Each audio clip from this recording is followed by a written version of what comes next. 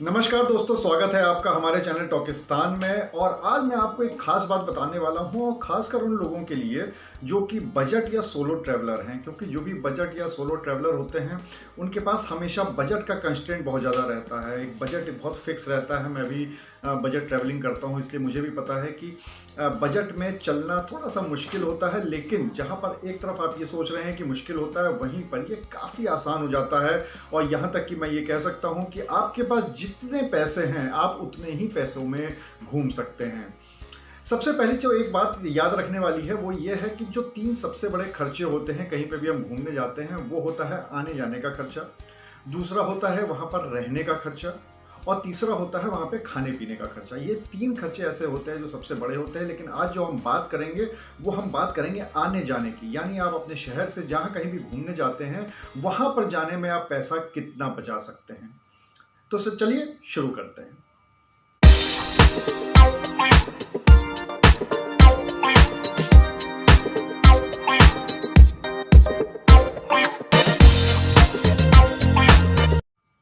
तो दोस्तों, जो सबसे पहले गौर करने वाली बात है वो ये है कि आप सबसे पहले एक चीज़ याद रखिए। आपने एक फिल्म का डायलॉग भी सुना होगा कि मैं आपको पैसा दूं या वक्त, एक ही बात है। और ये हमेशा से कहा जाता है कि वक्त की कीमत बिल्कुल पैसों के बराबर होती है। और जिसके पास वक्त होता है उसके पास पैसे नहीं होते, और जिसके पास पैसे होते हैं उसके पास वक्त नहीं होता। तो सबसे पहले तो आप ये तय करिए कि आपके पास कौन सी चीज़ है और कौन सी नहीं है। अगर आपके पास वक्त है लेकिन पैसे नहीं हैं तो फिर आपको ट्रेवल करना चाहिए ट्रेन से। लेकिन अगर आपके पास पैसे हैं और वक्त नहीं है तो बट ऑब्वियस सी बात है कि फिर आपको ट्रेवल करना चाहिए फ्लाइट से।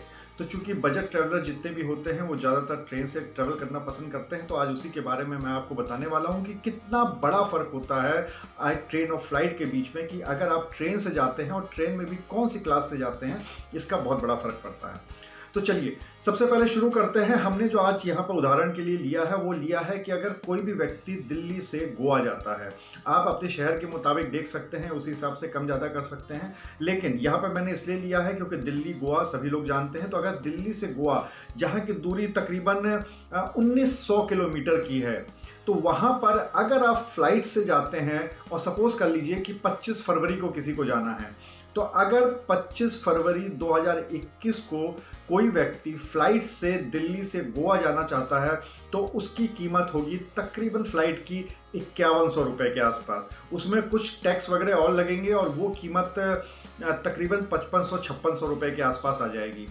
वही व्यक्ति अगर दिल्ली से गोवा जाता है ट्रेन से, तो उस ट्रेन का जो किराया होगा स्लीपर क्लास का वो होगा तकरीबन 825 रुपये, यानी टैक्स वगैरह लगाकर 850, 860, 170 रुपये के आसपास पड़ेगा।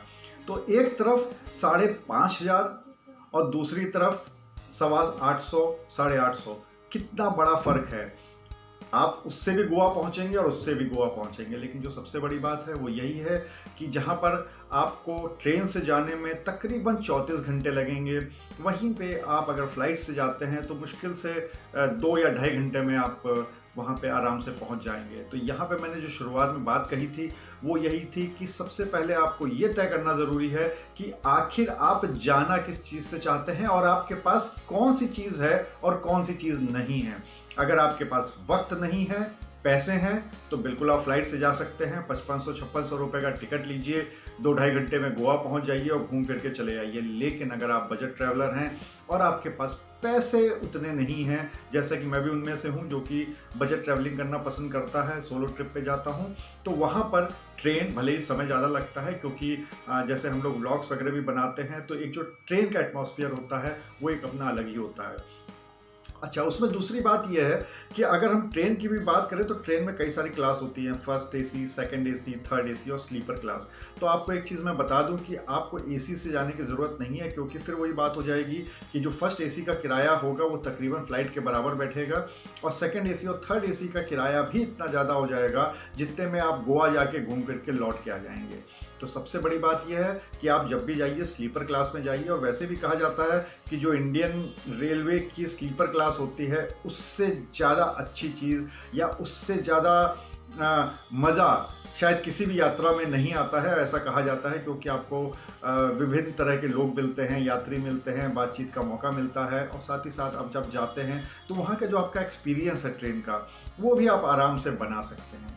इसलिए जब भी आप बजट ट्रैवलिंग पे जा रहे हैं या आप सोलो ट्रैवलिंग पे जा रहे हैं, तो आपको आने जाने का जो है वो कितना कम पैसा पड़ सकता है ये आप देख सकते हैं। ये तो मैंने वो बताई दूरी जो कि तकरीबन 1900 किलोमीटर के आसपास की है।